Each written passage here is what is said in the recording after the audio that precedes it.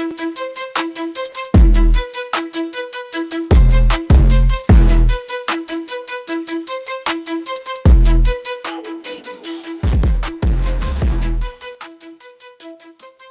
morning, good afternoon, good evening. My name is Jason Williams, and I have my partner in crime, Blake Castetter, and we are the Sunday Funday Guys. Season number 2 of the Sunday Funday Guys podcast. Blake, what's up, my man? What is happening, Jason? Welcome back. I know. Feels like we've been off for a little hibernation, but how was your summer? In reality, we haven't been. We've been working, grinding, putting things together. The new intro music, got a couple things popping here with Sunday Funday Guys. We got some segment plans. We hit the links. We did. Oh, do we want to tell the fans how I shot? My lowest round ever. Yes, you did. Yeah, you're a witness to that. So I was on fire. And then our my buddy got a birdie on the last hole. Eagle. And did the Eagle. I'm sorry, Eagle. Sorry, Karande.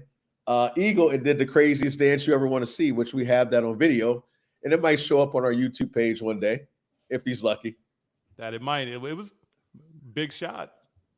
Yeah, it was a big shot. A lot of pressure. Now we know what the pros go through. Right? You missed an eagle putt. Yeah, the pressure got to me. It was a long no. Yeah. My worst putt of the day. But I digress. No, it was a good summer. Happy to be back on the air. Kids are back in school. Football season is upon us, fanatics. And Blake, we got a really, really good show for our fans today. Yeah, man. Over the past week, we've been dropping our rankings by position. Got the new logo. Got some characters, a little cartoon version of ourselves, stepping it up, getting a little bit more official, right? I will have to admit, we look better as cartoons than we do as humans. Facts. But we've been dropping them live. We've gotten some good feedback. We've gotten some people think we're crazy feedback, but that is fantasy football, right? So we spent some time comparing my rankings and your rankings and the Fantasy Pros ECR rankings. Mm-hmm. And there were some discrepancies just between the three of us.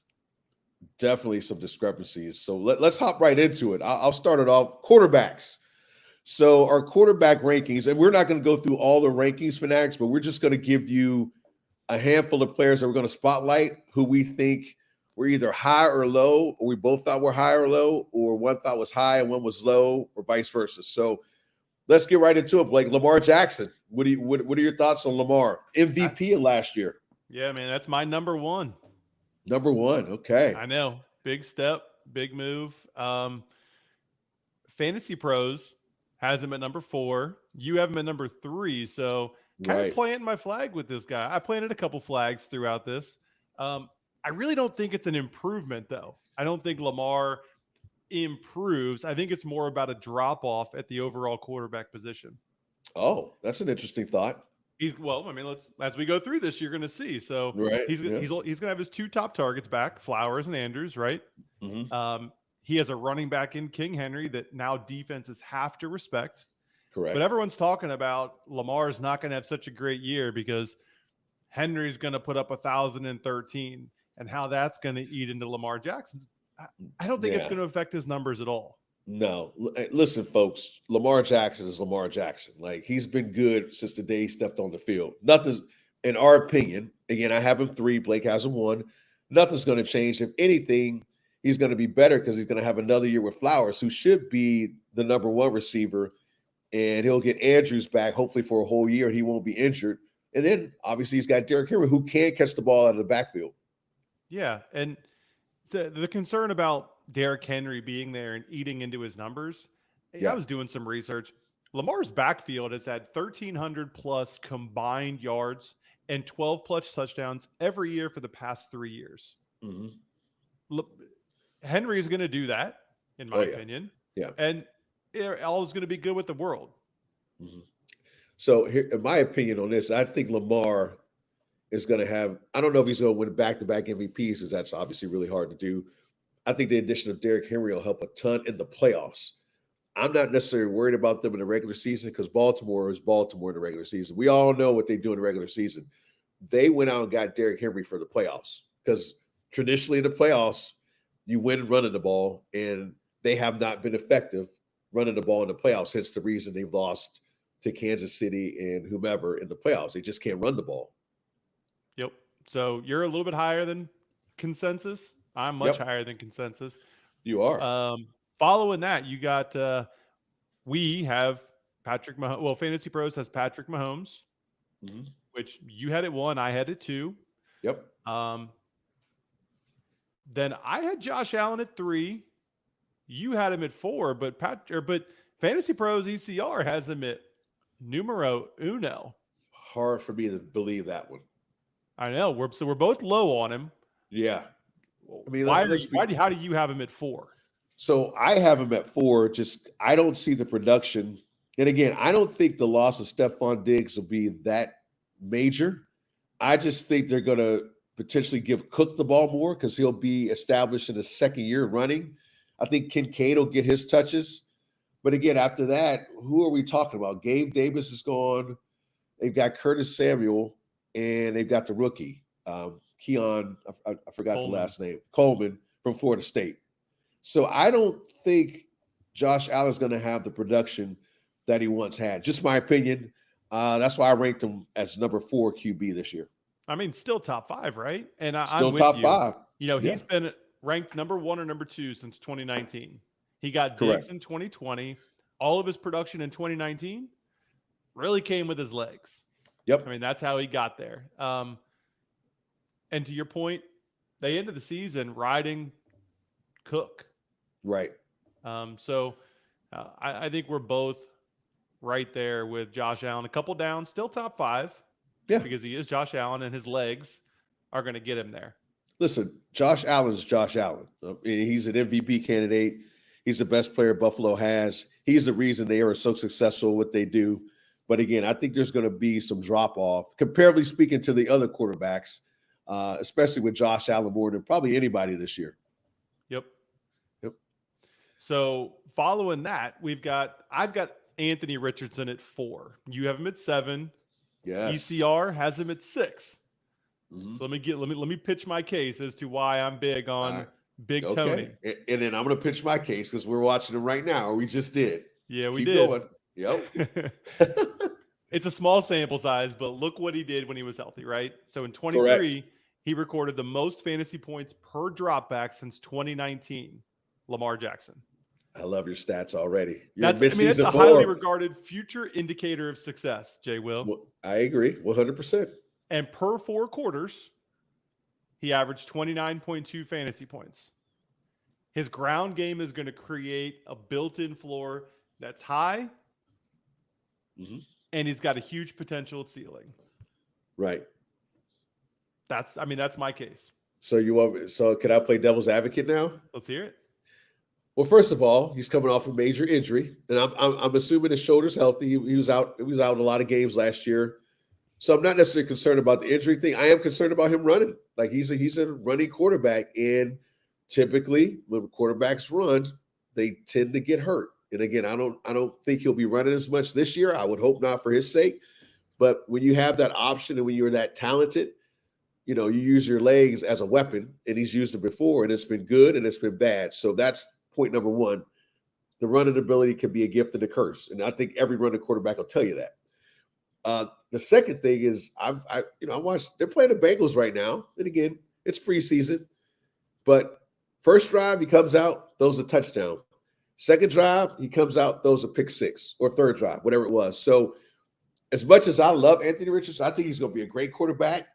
I just don't think he'll be great yet. I think he has potential. He'll be a top 10 QB just because of his talent alone.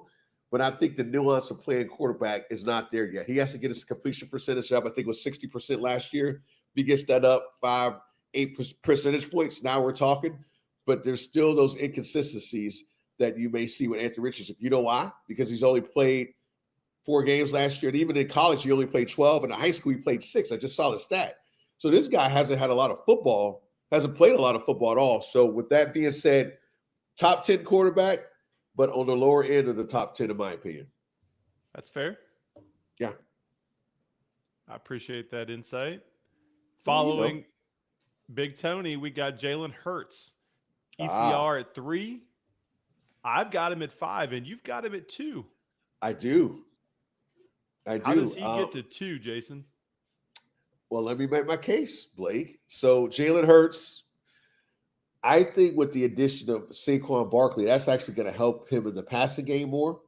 As much as he likes to throw the running backs, I think that'll help more. And obviously with the trade today, now this is all, it just happened like 3 hours ago. I think with the addition of Dotson gives them 3 solid wide receivers to go along with Dallas Goedert.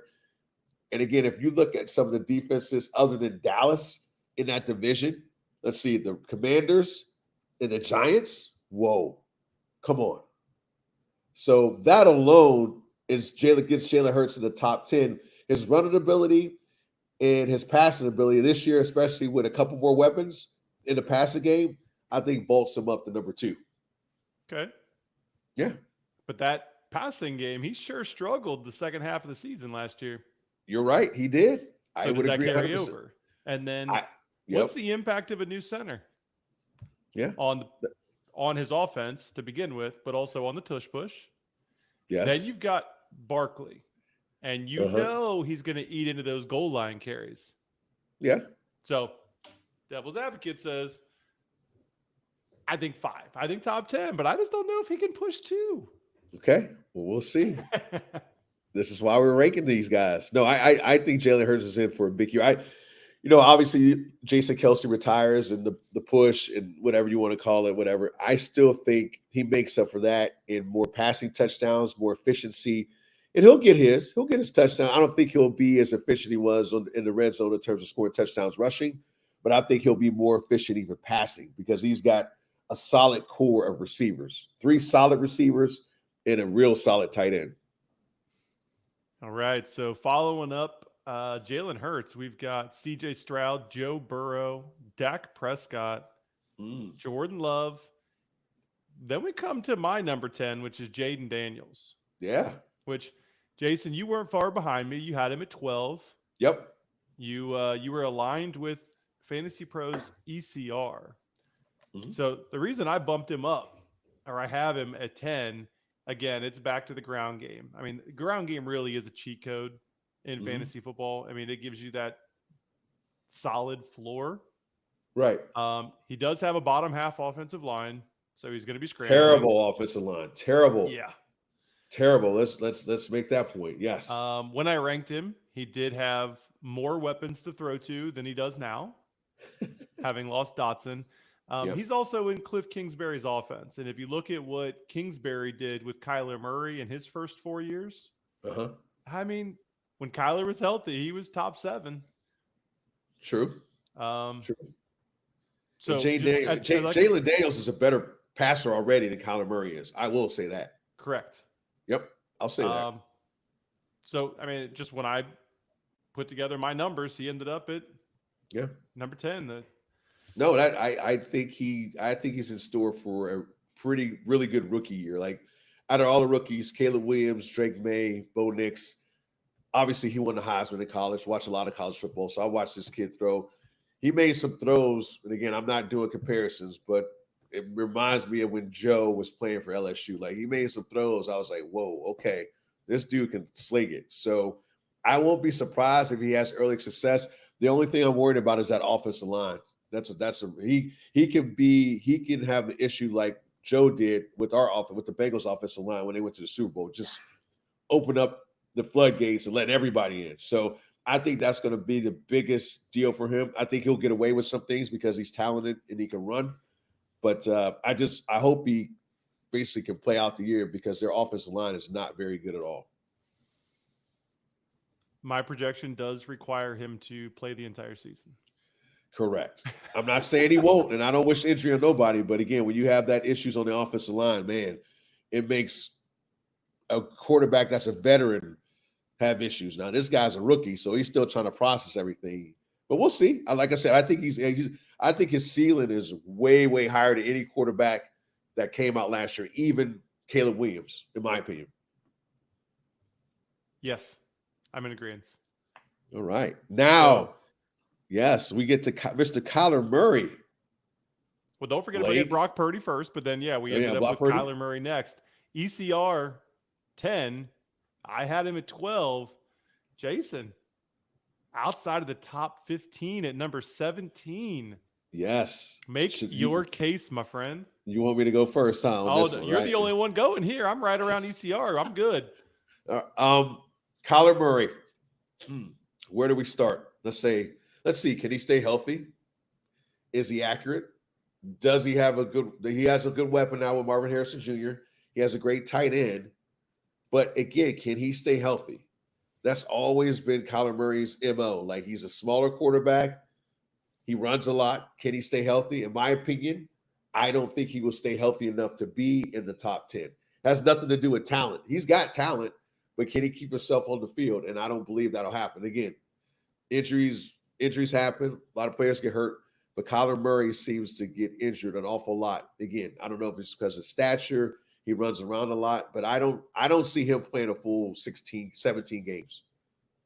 I see maybe 12 to 14. If that's the case, he may be in the top 10, but we're talking low. But I'm thinking quarterbacks that are playing a full season in this day and age will have way better stats if we're talking fantasy than Kyler Murray this year. We'll come back to that one at the end of the year because I know that's going to be a juicy one for people. I'm already getting flack for that one. Like, Kyler Murray, come on. I'm like, well, okay. Yeah, I wonder how that one's going to age. We'll see. Oh, yeah. I think it's going to age well, like a nice glass of wine, buddy. That's right. All right. Yeah. So last but not least, we work our way through the last real discrepancy that either one of us had against Fantasy Pros ECR, Justin Herbert. Yes. So Mr. ECR Herbert had him at 17. I had him at 20. You had him at 15. Yes. Make my case? Well, let's hear it. What you got? He's Justin Herbert. And I'll say it again, this is my opinion. Other than Joe Burrow in terms of throwing the ball, Justin Herbert is your prototypical quarterback. Drop back, big, strong, cannon arm, can move. He's what every franchise wants. Now, obviously, he has a new coach, Mr. Harbaugh, who's built whose MO is to run the ball. But again, they're going to have to pass the ball. I know he's got the foot. I know he's been out. He had practice this week, and they said he looked good.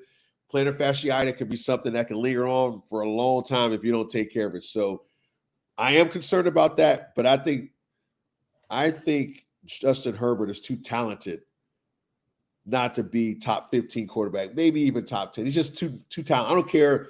Rookies, veterans, receivers, tight ends, I don't care. Like, he's so good that he'll make those guys better. That's just my opinion. Well, I would agree with the plantar fasciitis. It does tend to be a nagging thing. Yeah. They're saying it might last all season. Yeah. He definitely finished. His play last year was poor. It was. And he had better weapons. I agree. But he was banged up. He was. All the signs so far this year point to less passing and more ground game. Head so coach, far. Offensive coordinator, running backs they brought in, depleted wide receiver core, and then the one move they made, besides bringing in Hayden Hurst, was McConkey. Yeah, and they drafted Ladd McConkey. Yeah, very unproven college tape. Yeah, he's a rookie. No, college tape, unproven. College tape. Okay, but he did play at Georgia, right? He did. Okay, well, Georgia's a pretty good team last time I checked, right? Yeah, just coming out. All the reports say it was his camp that got him drafted as high as he did. It wasn't his tape. I got you. Okay. Well, and I'm not too far off from Fantasy Pros. I mean, I'm only a couple spots, ahead of them. So, I feel good about Justin Herbert. I think he'll be higher than 20 for sure. Again, I know that's just a number, but regardless of running the ball, Greg Roman, this, that, Harbaugh, at the end of the day, this guy's a stud. And he's probably one of the top 2 or 3 quarterbacks. If you're just looking at arm talent and talent alone, he's got the injury to his foot, which is obviously a big deal. But I still don't think that prohibits him from having a top 15 season as a fantasy quarterback. All right. Well, that wraps up quarterbacks, brother. I know, man. We're just getting started. Whew, now we get to the running backs. Now things get really interesting. So let's see here. What do we have? Running backs right out of the gate. We were pretty consistent with our backs against ECR. Yep. You know, I had Brees Hall 1, you had him 2. I had Bijan 2, you had him 3. Fantasy Pros, ECR had him 3. ECR had Christian McCaffrey 1. I had him 3. Yes, You had that him caused 1. that caused a bit of a stink in the social media world. I loved it though. Yeah, a little bit. Number 3, Christian McCaffrey. I mean, again, that's a bold move, brother. It is. But I can appreciate that. You're going out on the limb a little bit. I like it. Let's see. As we keep moving on, I had Barkley at 4, ECR 4. You had Barkley at 5. Mm-hmm. We swapped JT. You had him at 4. Fantasy Pros and myself had him at 5. Right. Here's where it gets good, though. Yes. I had Henry at 6. You have him at 10. ECR has him at 8. Okay. So am I up again? King Henry. Here we go. Or you're up? Yeah. Let me hear your case. So let's start last year. Right. 11-67 and 12 in Tennessee behind an atrocious offensive line. Okay. Now he moves to Baltimore. Offensive little bit better. Pretty good.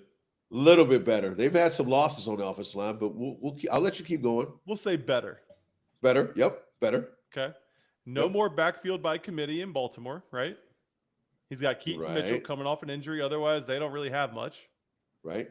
So my projections have him at 1275 and 13, 250 receiving, 2 touchdowns, puts him at 6 for me. Yeah. So am I up? Yeah, man. That's all I got for you. Well, Derrick Henry's been in the league for a little bit, right, Blake? He's been in the league for a little bit. He's got some tread on those tires, right? Lots of tread. Lots of tread. Okay, lots of tread. And he's playing in what division? AFC North? Ground and pound, baby.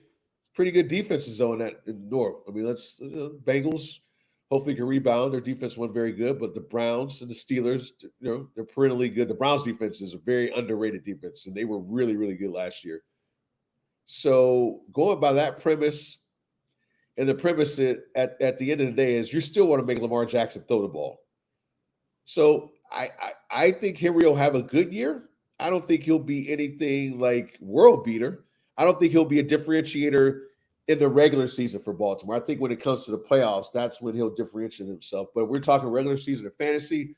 I think he's a top 10 running back, but I think running backs with other skill sets and who can run the ball and catch will be higher than him. And I'm not saying he can't catch because he does catch screens, but that's not what he came to Baltimore to do. He came to run the ball down your throat. So with that being said, I think Henry is, he'll be in the bottom part of the top 10, whether it be 10 or 9. I don't think he's any higher than I don't think he's 6. I don't think he'll get to 6, in my opinion. You have him high. I do. Yeah. I think he could have more than 13 rushing touchdowns. Oh, okay. What's the over-under for you then? If you're a bet man, let's talk about it. I wish I had knew this question was coming. I would have looked to see. See, nope. You tell no DraftKings. What do you think? Well, no, I was going to say. I would tell you if I picked the over or the under. Okay, let's say 14, 15 touchdowns. Over, under 14. Under 14. Let's go with 14. 14 is it total or rushing? That's a total. Over 14 total touchdowns. Okay. Yep, because I projected him at 15 total, 13 rushing and 2 receiving. I know. I was going to give you that over all day. I was going to give you 15, but being a nice guy I am, I was like, oh, you know what? I'll give my man since I sprung it on him early. I was like, let me give him 14, see what he says. I appreciate that bump. Hey man, I'm just here to help. All right, so let's keep moving. So we got going right down the ECR line. We got Jahmyr Gibbs. We got Kyren Williams. We got ETN. We all ended up right around the same mark on all of those. Where we differentiated, ECR at 12 had Pacheco. I had 10. You had 8. Right. Tell me how he gets to 8, and then I'll supplement because we both are high on him. Right. How he gets to 8? Well, Yeah. he's in Kansas City He's in Kansas City offense. Let's just start with that. So he's going to get the ball. My only concern about Pacheco is staying healthy because he runs so aggressive. I mean, he runs hard. One of the hardest runners I've ever seen in the pros. Like, he runs hard. Like, this guy, if you try to tackle him, if I was playing linebacker, I'd be like, holy crap, this guy's like a freight train. So the combination of him in Kansas City's offense, the high volume of touches he'll get, and then Patrick Mahomes dumping the ball off to him, I think he's going to have a combination of rushing and receiving touchdowns. I think if Rice is out for an extended period of time, I think they'll lean on him a little bit. And let's be honest, Kansas City has a pretty good offensive line, especially interior. So I see a lot of inside runs for Kansas City. And I just think Pacheco has always been, for me, a guy that ends up statting out well as long as he's healthy. Again, you can say that about anybody, but specifically him. If he can stay healthy throughout the whole year, no question he's a top 10 running back. But again, I have him 8 because I think he'll score some more touchdowns than he did last year. And I can, I'll just supplement that. And I was really, I mean, it was really hard for me to not have him higher because when I was statting him out, like his rookie year, he 170 for 830 and 5 touchdowns. Mm-hmm. Was the lead back during their Super Bowl run. Yep. Sophomore year, 205 carries for 935 and 9 was the lead back. Handled 75% of snaps, 76% of touches, and averaged 23 points per game in the playoffs. Pretty damn good. Biggest jump from year 1 to year 2 for him was the passing game. He went from 13 receptions year 1 to 44 in year 2. There's a lot of talk in Kansas City about him taking over the third down role. So last year, he only had 4 receptions on third down compared to Jerick McKinnon's 15. Jerick McKinnon's no longer in Kansas City. My point exactly. So he was underrated. Like, Jerick McKinnon was a very underrated player, not only in fantasy at times, but also on Kansas City's offense. Like, if you look at the Super Bowls, he was an integral part in that offense. Nobody really talked about him. When he was healthy, because nobody talked about him because they had Mahomes, Kelsey, Pacheco, whatever.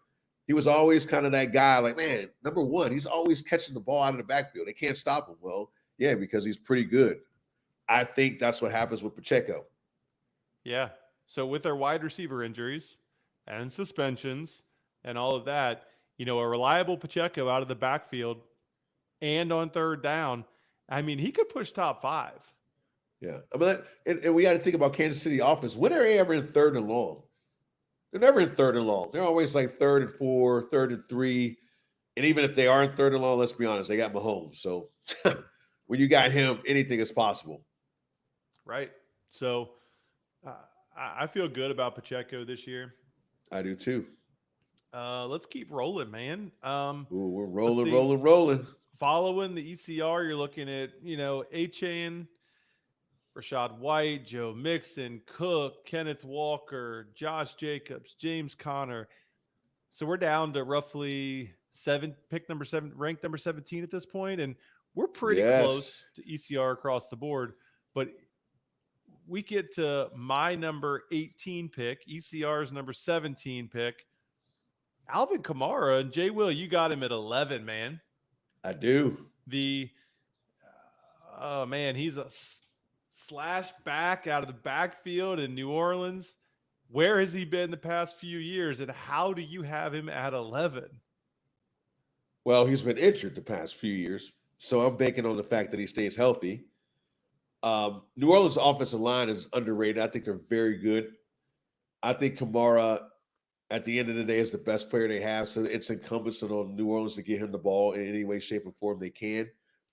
I think he'll score more touchdowns this year. I think he'll stay healthy this year.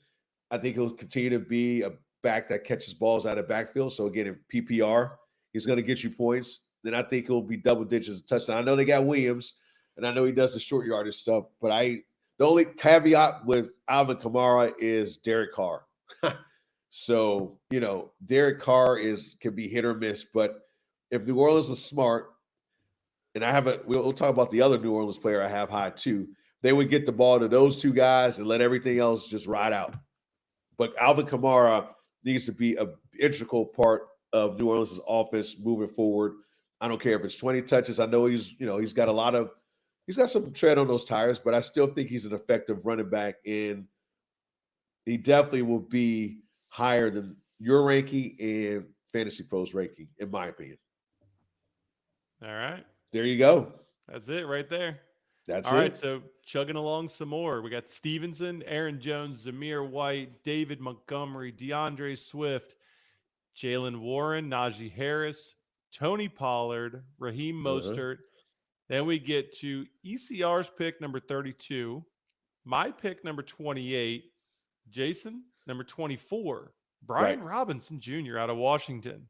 Right. So you want to make the case? Because we both have him high. Yeah, so I'll make the case and you supplement this time. Perfect. So ECR has Robinson behind Eckler in places all over the internet, and it's fascinating to me. Eckler came off an injury-prone season, right? Averaged 3.5 yards per carry. And while he might be healthy, it is clear he's on the decline. So I've got Robinson at 28. He's going to be part of an offense that's going to be improved behind running with Cliff. Yep. It's going to include more rushing and less passing. Throughout his career, Cliff has been notorious for producing runs against light boxes at a high rate. Pair that with Robinson's 17th ranked broken tackle rate.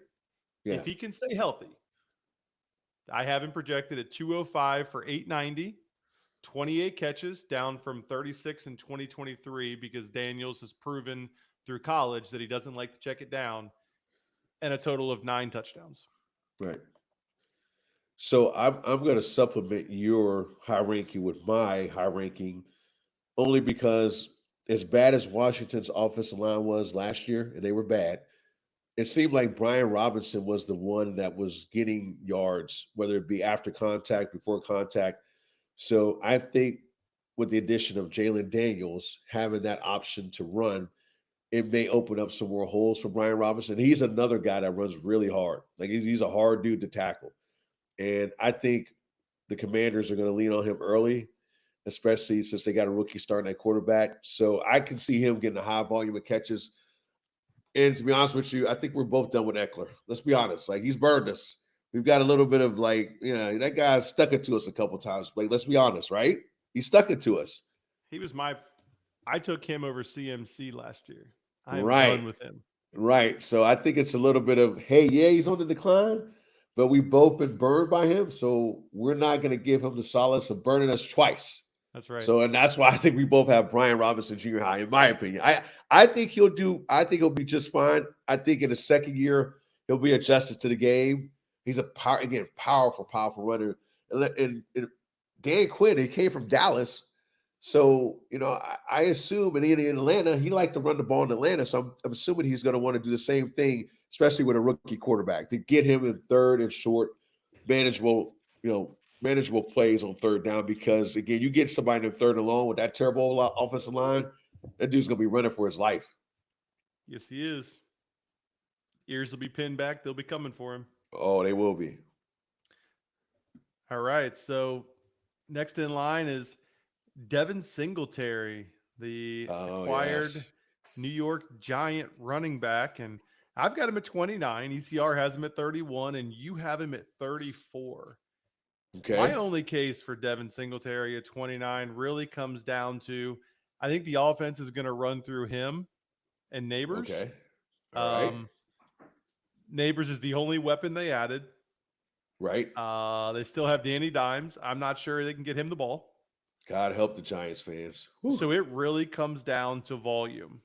I know they got a rookie running back that a lot of people are high on as sleeper picks. But for now, I think Devin Singletary's proven everywhere he goes that he's capable of running the ball. And I think he's going to get a lot of touches. And I think those touches are going to relate to a RB3 position for him. Okay. RB3? Yeah, top 36. All right. I'm gonna keep this one short because we got to keep going. The Giants, their offensive line is god awful. Period. They can't run the ball. They can't pass the ball. Daniel Jones will be running for his life.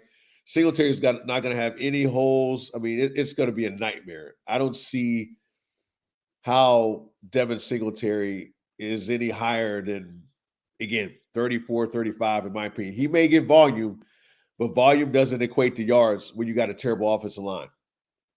So there you go. Cool. So then this is where it gets dicey. So if we continued on with ECR, it would be much different than where we're going to go from here. So we're just going to jump right into our last two different running backs. Yep. First one being Jerome Ford. I have him at 30. Jason, you have him at 39. ECR has him at 40. Right. I struggle with this one, man. This guy has proven that he can be a running back in a run-first offense. Sure. He's the starting running back. Chubb still doesn't have a timeline for return. And what if he comes back, what will his usage be like? I mean, I think it's Ford's job to lose. And I am buying Ford. My stock in Ford is so high, it's unreal. Every draft I've been in so far, I have Jerome Ford. I know. So give me all the Jerome Ford in the 8th round, 9th round, 10th round. This is crazy. Right. So yeah, I've got him RB 30 compared to Fantasy Pros 40. Let's go. All right. I'm gonna make this one short and sweet. I like Jerome Ford, and I agree with everything you said. But Blake, who's the quarterback of the Cleveland Browns? Who's that guy? The one from the Texans that likes massages. Yeah. He likes to get a massage every once in a while. That guy. Yeah. Well, how's he been the last couple of years, Mr. Guaranteed Money? So you're telling me you're gonna let Jerome Ford run all over you as opposed to stopping the run and making Deshaun Watson beat you? So while I like Jerome Ford, and I probably could have ranked him a little higher, I'll be honest with you. I do like him, but I don't see, again, we're talking about the division he's in and the quarterback he has. The offensive line is great. Like, that alone will get him yards, he'll get yards alone with that great offensive line. I just don't think the consistency at quarterback warrants him being as high as you have him. I do think he's a good running back, though. And here's the thing, if Deshaun Watson plays well, then you are right. You're spot on, dude. You're spot on. He may even be higher, but it's all predicated on how Deshaun Watson plays. All right. There you have it. Let's see. So last one we got today, Javonte Williams. So ECR has him at 33. I had him at 33. Jason, you have him at 26. Help me understand how this second year from an injury running back in a Denver offense hits 26. Well, they just announced they're starting a rookie quarterback. So what that tells me is obviously they're not happy with the veterans, so they're going to start Bo Nix. So the best way to help a rookie running back, and I didn't know this, I didn't know Nix was starting before I ranked him. So this is all new news. But now it's going to be imperative for Denver to have some type of running game to protect Bo Nix at all costs. Their offensive line is okay, but I think Javonte Williams is going to get volume of carries. So that's why I have him much higher than you guys have him. So I think the volume this year will be more than he has. He's coming back. What's the second year off of the injury? Yep. Second year. So typically your first year, you're just trying to get your legs back. I think this year he has a comeback year. I don't, obviously he's got some things to do in terms of getting the volume and having weapons around him. But at the end of the day, he's going to have a rookie quarterback. He's got Sean Payton as a coach, and Sean Payton did coach New Orleans, and he did well with running backs. I mean, he had Mark Ingram and he had Kamara. So I think Sean Payton's going to feed Javonte Williams the ball a lot and give Bo Nix the opportunity to, kind of grow into the position. Cool. Yep. I can get down with that, man. You ready to move on to some divas? Oh, yes. We got the divas up, the wide receivers. Give me the ball. Give me the ball. I'm open. I'm always open, right? That's right. Like 7-Eleven. 7-Eleven. All right. So, I don't even know how to go down this rope, but man, so I guess let's just kind of dive right in. Let's do it. If we're following ECR, we've got CeeDee Lamb at 1, and I ended up at 3, and you ended up at 1. Okay. Tyreek Hill was 2. I had him at 1. You had him at 2. We had Justin Jefferson at 3. We both had him at 5. Yep. Let's see. ECR number 4, Amon-Ra St. Brown. This is the first one we're going to dig into. This is my choice. You have him at 4 as well. I have him at 2. Right. Planting another flag here. So I have him ranked ahead of Justin Jefferson, ahead of CeeDee Lamb, and ahead of Chase. And I'll tell you, dude, it's mostly about consistency. Right. Since entering 21, he's continued to steadily improve. 90 for 119, or 90 catches on 119 targets. 912 yards and 5 tutties, rookie year. 22, 146 targets, 106 receptions, 1161 and 6. So continuing to go. 23, 119 receptions on 164 targets. Whew. Over 1,500 yards and 10 touchdowns. That's a lot. It is. And I'm not saying that the increase is going to continue, but he should see 160 plus targets and 110 catches. The biggest driver from him being wide receiver 2 for me is the unknowns everywhere else. You got CeeDee Lamb. He's not at camp yet. Nope. We have no idea what happens. Ja'Marr Chase. He's not at camp yet. Rumors about a no contract, no play. Yeah. Then you got JJ. Sam Darnold. Don't say anymore. Yeah, so I'm dropping those 3. And as a result of his consistency over the past 3 years and no major changes in his offense that could hurt him, the Sun God moves up to number 2 for me. Well, here's the only thing I'll say about St. Brown. I'm going to say 2 words, Jameson Williams. So the reason I have him at 4 and I don't have him higher is I think Jameson Williams is going to have a breakout year. I think he becomes a top 15 receiver. Where do you have Jameson Williams ranked? I don't know. I'm just kidding. You don't have him ranked there, but I can see. Dude, right. Yeah, this is his junior year, so his 3rd year back or in the league. Right. Huge prospect coming out. They took a flyer on him. He was injured. Just hasn't shown up yet. Yeah. I think this is the year. So moving on, we have A.J. Brown at 6. We both were there. ECR has Nick Puka next. We both have him at 8. Yep. Garrett Wilson at 8. We both have him at 7. Coming in at number 10, Devontae Adams. I had him at 12. You had him at 10. ECR number 11, Deebo Samuel. Yes. I've got him at 9. You have him at 19. Let me hear it. So why 19? A wide receiver 2? Right. So here's my theory with that. I think the Niners will sign Brandon Ayuk. I think that'll get done.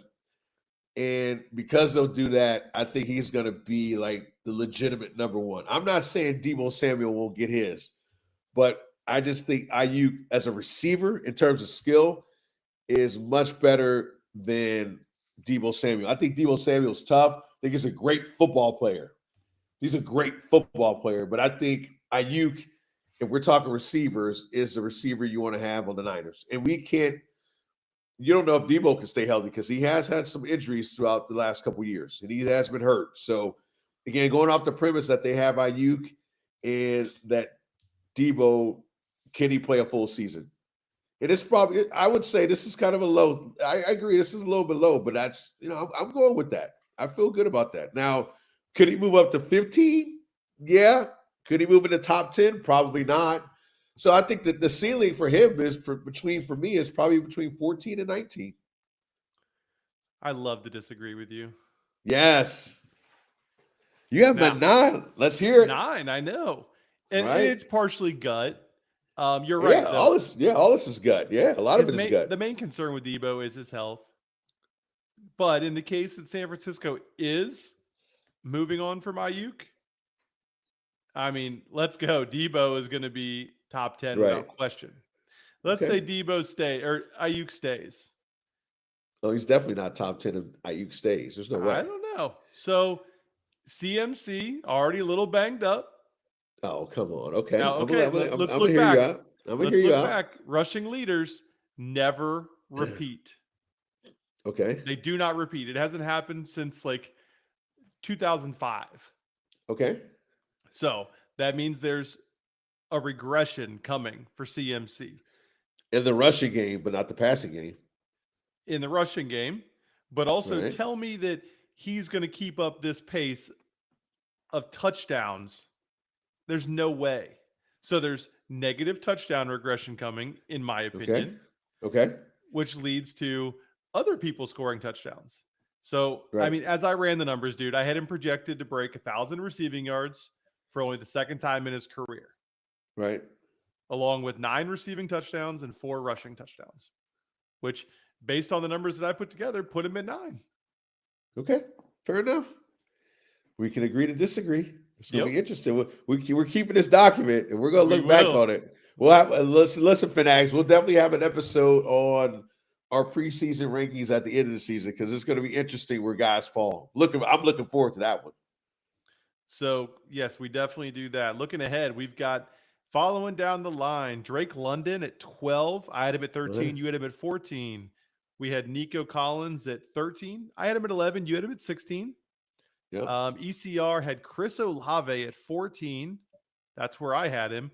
And you ended up at 9. What's the story with Chris Olave? When everything runs through Derek Carr, how does he get to a top 10 receiver?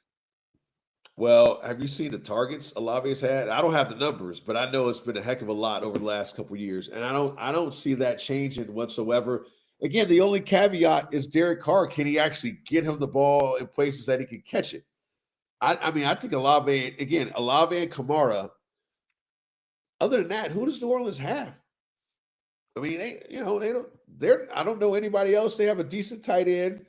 I mean, who's their second wideout? I don't know who that guy is. So by sheer fact of me not knowing who their second wideout is, there's no way Chris Olave doesn't crack at least top 12. I think he'll be in the top 10, but he's definitely higher than you guys have him ranked. He'll be higher this year. All right. He'll get a lot of touches. Yep, I'll plant the flag. Boom. Who that? Keep it on. We have ECR as Mike Evans at 15. Yeah. Brandon Ayuk at 16. We had them both at 18. ECR is DJ Moore at 17. We both were low on DJ Moore. 21 for me, 22 for you. Yep. As we keep going, Cooper Kupp, I had him at 18. I had him at 19. You had him at 23. Moving on. 19. Where is number 19? Oh, this is a good one. Yes, it is. Number 19, Stephon Diggs. Yes. Woo! Look at you. has him at 19. Jay said you have him at 20. Yeah. Respect. Biggest discrepancy of the whole deal right here. It is. Stephon Diggs, number 32 in my wide receiver rankings. Now you get to hear why. Oh, lay it on me, brother. This is the case of a big name player who is now almost washed. Let's look at the second half of 2023. From week 10 on, he only had 50 or more receiving yards in 3 of 10 games. And he had 0 games with over 100. 0 out of 10, Jason, including the playoffs. When you need your big stud receiver the most, he didn't come through. He only had 1 touchdown in the last 10 games. You're right. Shakir had 2 games over 100, and he scored 3 touchdowns, including going 10 for 12 in the playoffs and scoring a touchdown in both playoff games. So now, I understand the ECR being thrown into a good offense, and everyone thinks he's going to compete for the wide receiver 1 numbers. I think he's being brought in. Yeah, go ahead. I think he's being brought in as a possession receiver and is not going to see near the usage needed to be anything more than a wide receiver 3 or a flex play. Whoa, okay. I've got a couple rebuttals to that. I do agree with you on the last half of the season in Buffalo, but if we know Stephon Diggs, he's that diva receiver, and I think he was basically saying, I want out without saying I want out. So again, and we'll never know that, but obviously if he doesn't have the production, something's got to be amiss. And I think if you look at the tape, which I have not had a chance to look at, you can probably tell that he's probably not all in or vested. And I would imagine Josh Allen kind of got sick of that whole deal. You know, it gets old after a while, especially dealing with receivers. But I do agree with you in terms of where he's at with Houston, but I do think it's new life. And I will say this, CJ Stroud is a better passer than Josh Allen. So a lot of the times Diggs was frustrated by the lack of productivity because Josh Allen was running. CJ Stroud will run, but not as much as Josh Allen. So I think that alone, he'll get more opportunities. I know they have Tank Dell, Nico Collins, Schultz, but I still think Stephon Diggs will be a serviceable receiver. Now, will he be a number 2? I agree with you on the flex deal, but I still think he'll be better than he was. I mean, he can't get any worse than he was the last half of the season in Buffalo, right? Right. I'd like to believe that. But remember, Chad Johnson went to New England and. Yeah, but that's you're comparing two different guys, like divas. Yeah, number one. Going to a good quarterback and a good offense. Yeah. Yep. Yeah, there's some comparison with that, but I just think I think Stephon Diggs knows, and I think again, I think CJ Stroud and D'Amico Ryans like, listen, man, if you don't get him to this game, we don't need you. So I think he's on the last year of his contract, right? Or did they redo it? They let him go he's only on the 1-year contract. So again, if he's trying to get one more big deal, he's got to show out. And let's be honest, Houston's going to throw the ball because they got the weapons. They got a sweet quarterback. So I would expect Stephon Diggs to be right around that area where I have him in Fantasy Pros has him. I think he ends up. I think you're low in their offense, and you're low. I think you're low. Like I think he's low, but I don't think he's that low. But that's okay. That one's gonna age well. I'm gonna love it. I can't wait. All right, so let's see. We're back to 20. DK Metcalf. Yeah, we're roughly there. Yeah. Jalen Waddle, 21. I have him at 16. You had him at 21. So my case for Jalen Waddle. Give me the bounce back, brother. 3 seasons in a row with 1,000+ yards. Right. Last year, he did it with just 14 games. Okay. So if you look ahead to 2024, I say a big bounce back. Improved efficiency metrics from 2023 compared to years prior.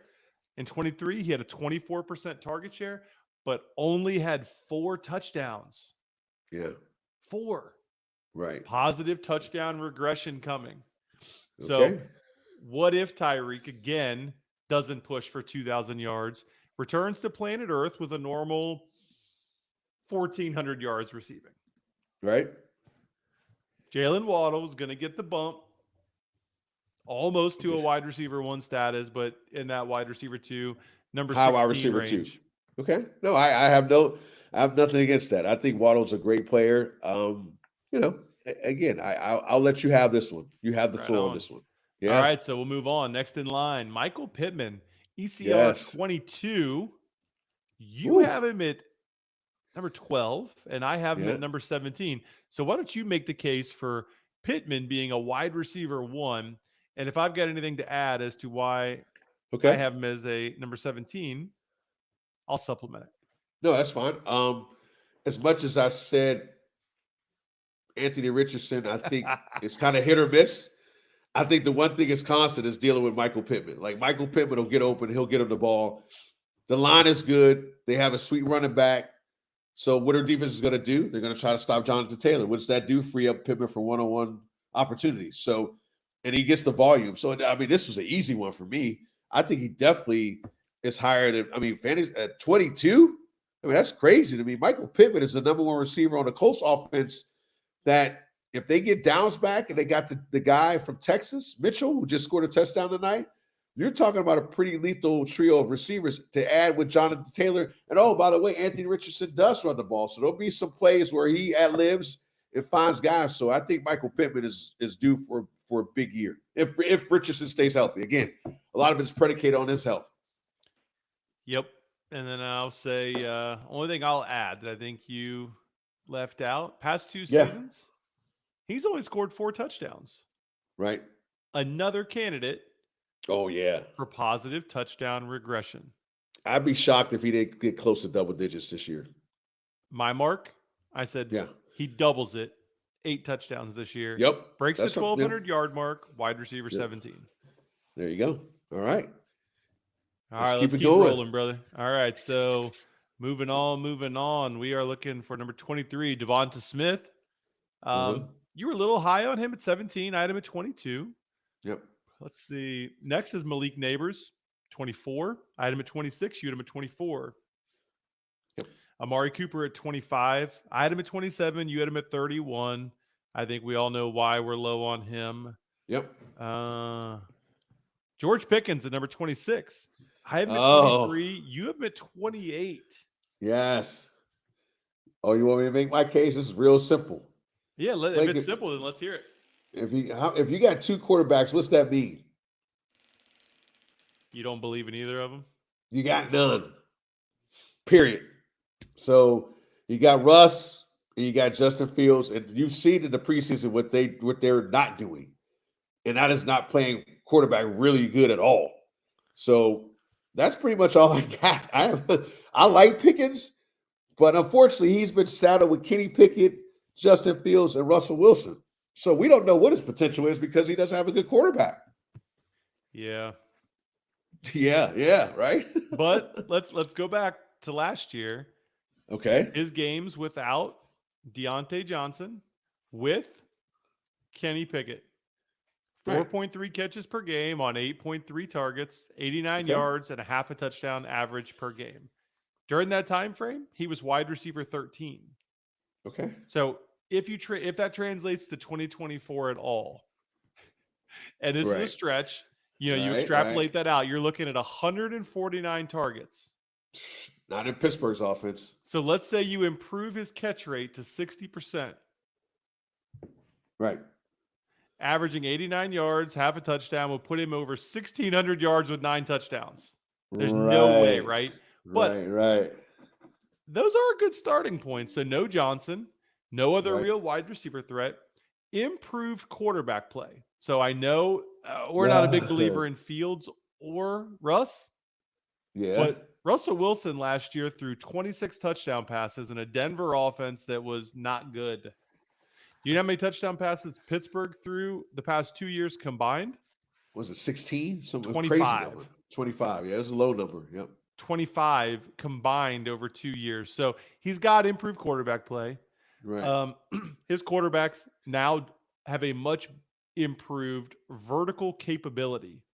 So the deep pass. So I really struggle to rank him outside of a wide receiver too. So I've got him at 23. Okay, well, I'll make one more point on Pickens and we can move on. And again, this is important. And people forget, like, if you don't have a good offensive line, you can't make this work. You can't run the ball, you can't throw for yards, and you can't catch the ball. And Pittsburgh's offensive line, and it's starting to come out, they are not good. I will say, I'll give a shout out to my fellow alum, Zach Frazier at West Virginia. He's going to be the starting center. He's probably their best player. He's a rookie. So they got major issues on the offensive line, which tells me how in the world are they going to be able to get the ball to Pickens when they can't block? We're going to watch that closely, folks. Watch it. I like it. That's the difference between you and I. Big stat man, and then you look and you know the ins and the outs skill-wise on film. Well, that's why we work well together. The yin and the yang, right? That's right, man. All right, so moving on. T. Higgins at 27. You have him at 27. I have him at 24. Yeah. But, man, if this Jamar Chase drama pans out, I mean, Higgins might be top 15. Oh, I think he'd be borderline top 10. He might be top 10. I'll say it. And that's not biased. That's just knowing who T. Higgins is. But again, it's all predicated on T. Higgins staying healthy, and we know his MO. It is. He'll miss 3 games here, 4 games here, And so if he can't stay healthy, he's not gonna. Well, first of all, he's not gonna get the money he wants, and second of all, he's not gonna be anywhere in that top echelon of receivers in fantasy. It just won't happen. All right. So 28, Tank Dell. We're both right there. 29, Zay Flowers. We're in that general vicinity. Yeah. 30, Christian Kirk. We're both kind of low on Christian Kirk. And I don't think I think he's going to be good this year. I just don't know how it's going to pan out. 31, we're looking at Scary Terry. This is our next discrepancy. Yeah. I've got him at 25. You have him at 36. That's almost as big of a discrepancy as Diggs. That's 11 spots, and Diggs was 12. Why are you? And I know you're down on Scary Terry pre-Dotson trade. Right. But how does he get there? How did I get to my ranking? Yeah. Why do you have him at 36? Rookie quarterback, terrible offensive line. That's it. Great player. Right. And then now losing a complimentary piece in the receiving core. So who are you going to roll your covers to, Blake, if you're a defense? If I'm a defensive coordinator, who am I scared of on the Commanders' defense, offense? Who? There's only one guy. What about Zach Ertz? Next question. No, right. Seriously. So seriously, like if I'm a defensive coordinator, this is like, they just traded Dotson. Oh, we're rolling coverage all day to Scary Terry. We're going to let old Zach Ertz. We're going to let old Austin Eckler. We're going to let all those guys try to beat us. So again, my ranking was pre-Jahan Dotson departure. It was. So to date, Scary Terry's averaged 11 half PPR points per game throughout his career. Now that is with abysmal quarterback play. Right. Let's go through the list of quarterbacks he's had over his career. Case Keenum, Dwayne Haskins, Colt McCoy, Alex Smith, Kyle Allen, Taylor Heineke, Garrett Gilbert, Ryan Fitzpatrick, Carson Wentz, and Sam Howell. Oh my goodness. Those are the starting quarterbacks. Hold on. We need to have a moment of silence for Scary Terry. Like, this is crazy. Like these are some awful quarterbacks. Like this is bad. Woo. Go ahead. What has Washington been doing? Not winning. Holy cow. Clearly. So, oh my goodness. Now Scary Terry is the number 1 receiver in a Cliff Kingsbury offense. So they brought an offensive mind in. Daniels is the best quarterback by far, rookie or not, that he's seen to date. Ever. Yeah, I don't understand how he couldn't be a top 25 receiver. Okay. Number 1 receiver in a Cliff Kingsbury offense. Right. I'll give you that. Yep. All right. So Terry McLaurin, 31. 32, Keenan Allen, we're right there. 33, Jaden Reed. We're both kind of low on Jaden Reed. I know injuries and inconsistent play. All right, let's just jump right in. Who do we have left? We've got Calvin Ridley. We've got Chris Godwin. Those are the 2 receivers we have left that we need to touch on. So Calvin Ridley, Fantasy Pros has him at 34. I'm right there with Fantasy Pros. Jason, you've got him at 26. Right. The big move over to Tennessee. What do you see in there that has you putting him at 26? Well, I think their new coach, Brian Callahan, right? Brian Callahan? Yes, sir. Used to be the Bengals offensive coordinator. So obviously he's going to bring that system over. The loss of DeAndre Hopkins. So that bodes well for Calvin Ridley. The addition of Brian Callahan's father, who is an offensive line coach, Bill Callahan, is going to help that offensive line. Every team he's gone to, he's made the offensive line better, period. So I expect Will Levis to take a big leap. I don't think he'll be like crazy astronomically better, but he'll be better. And the person who's going to lean on the most is definitely Calvin Ridley. So again, to your point about Scary Terry, it's kind of the same thing with Calvin Ridley. Like, he's the number one guy in that offense, so he's going to get the volume. There will be volume. Yep. All right, moving on. Chris Godwin, Fantasy Pros 35. Jason, you're at 29 and I'm at 31. So why don't you make your case and I'll supplement as we go. I've always been a big fan of Chris Godwin's, and then he's coming. It's the second year off the injury, right? Last year was his first year, I believe, because he had I think he had the knee injury. Yep. So typically, second year guys off of injury do much better. I think in that offense, obviously Mike Evans is the guy, but it's always been like Chris Godwin's always been that guy that you can rely on to get touches and first downs. Like, he wasn't as consistent last year as he normally is, but if you look at his fantasy numbers, again, in my opinion, I've drafted him in a lot of leagues. He's always been consistent. I think him and Baker will strike up a rapport that's better this year, and I think he's just be overall better because he's healthy. All right. So I've got Godwin returning to the slot. Yep. I think that is the biggest variable to his success this year. 100%. In the last year that he was in the slot, he had 86 catches on 121 targets, over 1,300 yards, and 9 touchdowns in just 14 games, dude. Right. Oh, yeah. I mean, I don't think that's unreasonable to think, given that over the past 3 seasons, he's exceeded 1,000 receiving yards. So, right, it's not a huge jump. I'm going to bring it up again, touchdown regression.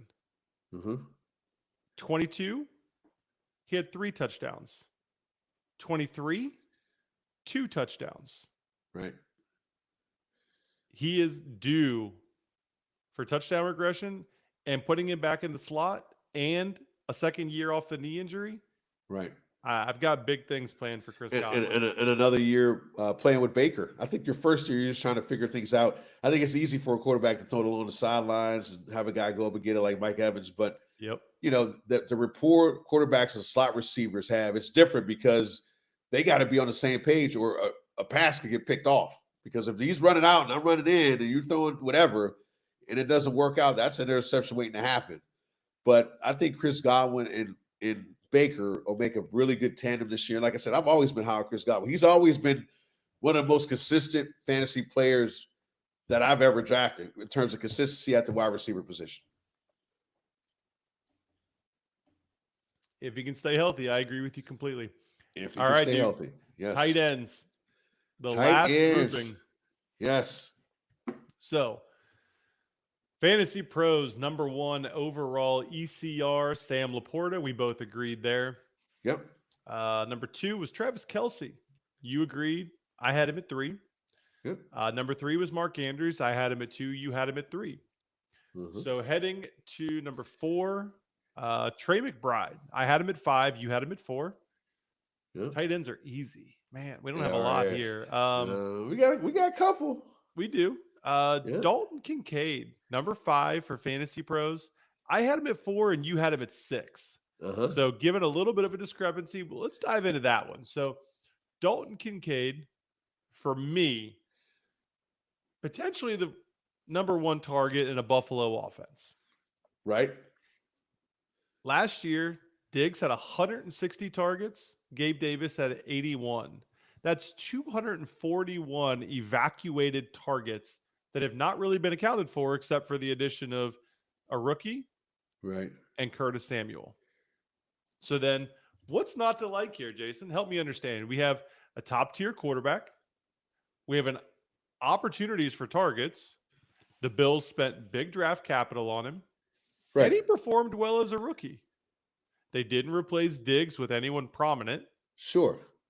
Kincaid averaged 7.4 targets per game when Knox was out. And I get it. Knox is back this year, right? But right. If Kincaid is the number 1 target, or even number 2 with Diggs being gone, my tight end 4 rank might be too low.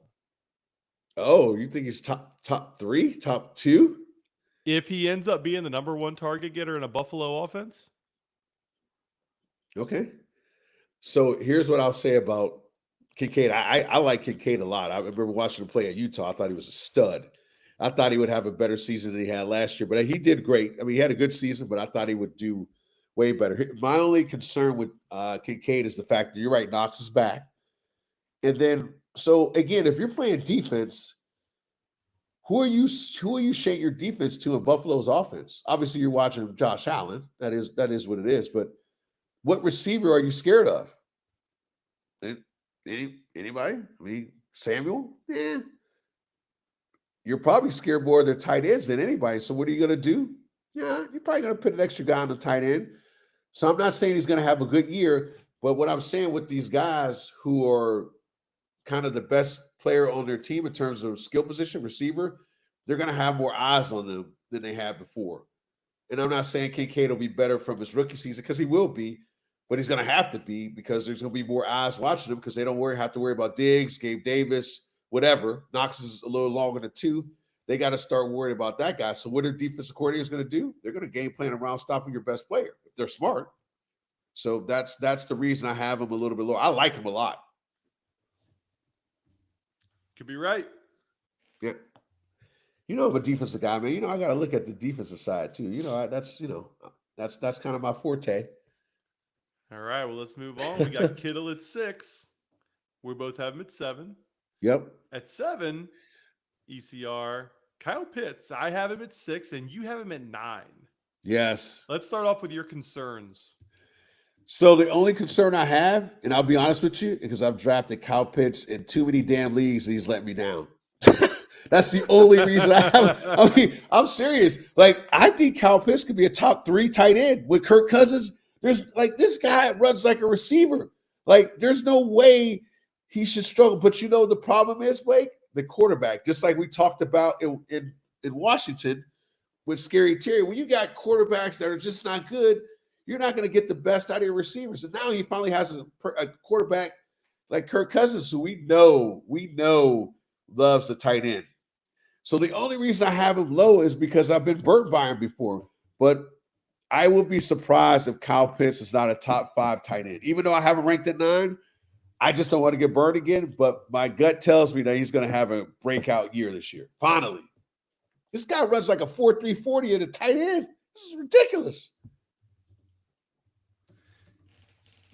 So it's funny you say that.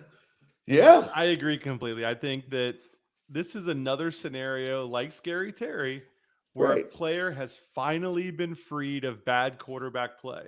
Freed up. Yes. But with Pitts, it's also awful play calling from an offensive coordinator. Oh, yeah. So we've all waited for the return of this rookie season to come back, but we've continued to hit roadblocks, right? Oh, roadblocks would be an understatement, but keep going. His rookie year, 1,000+ yards on 68 receptions, but only 1 touchdown. Right. So he had this great year, but he only scored 1 touchdown, so he wasn't some Sam Laporta. Right. Would you say it's feasible for him to hit 68 receptions in 2024? Without question. Okay, because he had 53 last year. With terrible quarterback play. Yes, and only like 600 and some yards. So awful efficiency because of the play calling. So I think it's feasible for him to hit 68. I think he should get close to 1,000.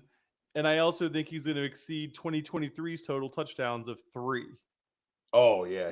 Listen, I'm telling you, I like the guy, but I've been burnt by him. This guy's going to blow away all his stats from last year. There's no question. If Kirk Cousins is healthy.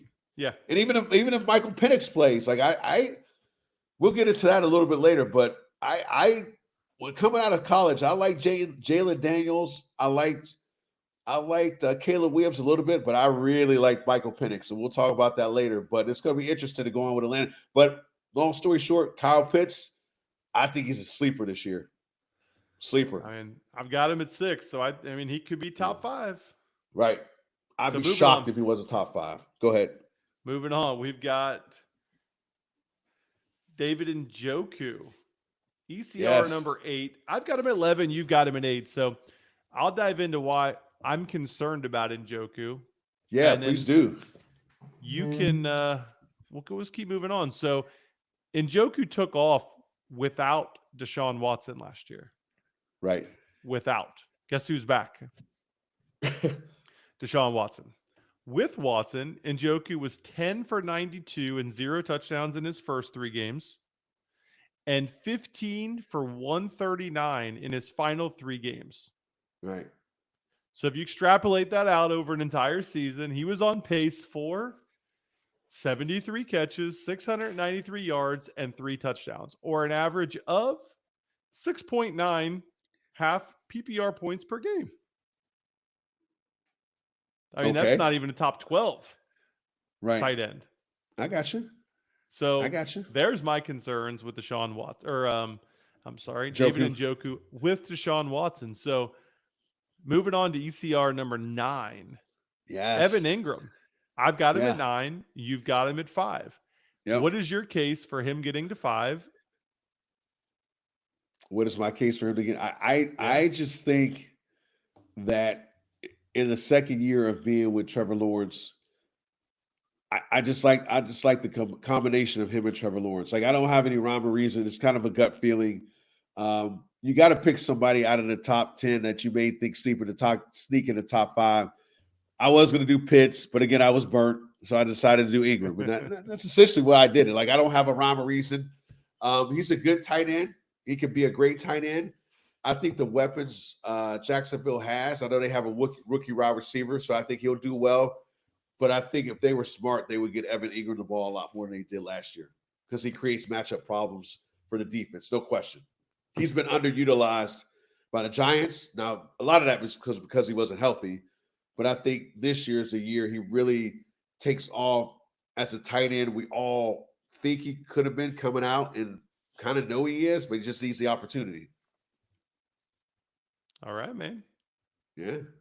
That puts us at that's 9, 10 Jake Ferguson, 11 Brock Bowers. These are all ECR ranks on Fantasy Pros. Dallas Goedert at 12.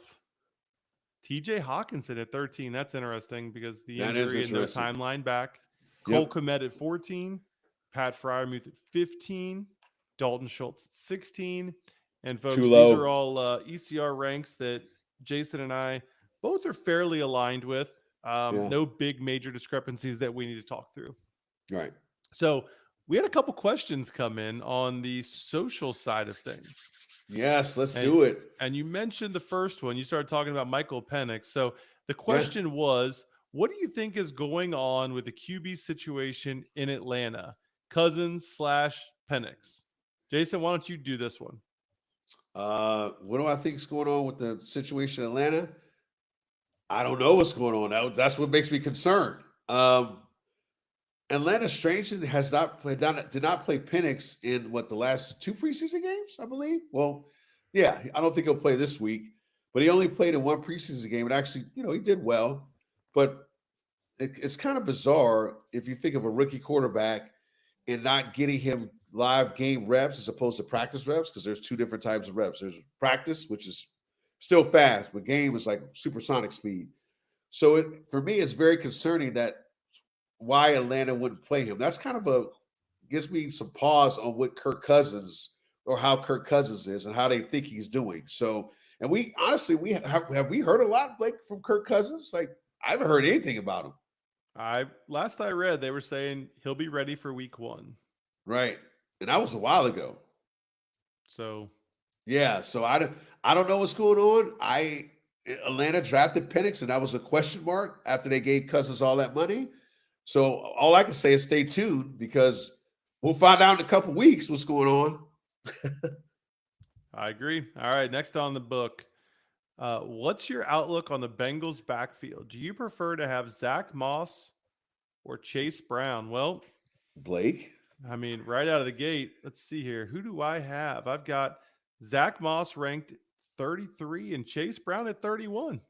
Oh, there you go. So I think the value, if we're looking at draft value based on ADP, the value is Chase Brown, because I think he's going to outperform Zach Moss throughout the entire season. Yep. And you pay less for him. That's true. I want to be a part of all of these mixed backfields with the lower ranked player. give me Tajay Spears. Give me I agree. Chase Brown. Do not give me Austin Eckler. Right. I agree. I think Chase Brown has a lot more upside than Zach Moss. We've got only a small sample size of Zach Moss, and that's been in Indianapolis, so we don't really know how he's going to fit in Cincinnati. We think he's going to do pretty good because the offensive line is much better than it has been in years. But we also saw glimpses of Chase Brown last year, and he's way more dynamic than Zach Moss. I think we'd agree on that. I would agree. Yeah. I'm hopeful as a Cincinnati fan that Zach Moss and Chase Brown are both great running backs this year. Of course. And the Bengals saw something, and it's the reason we picked him up and let Mixon go. Yeah. We'll find out here shortly. Final question.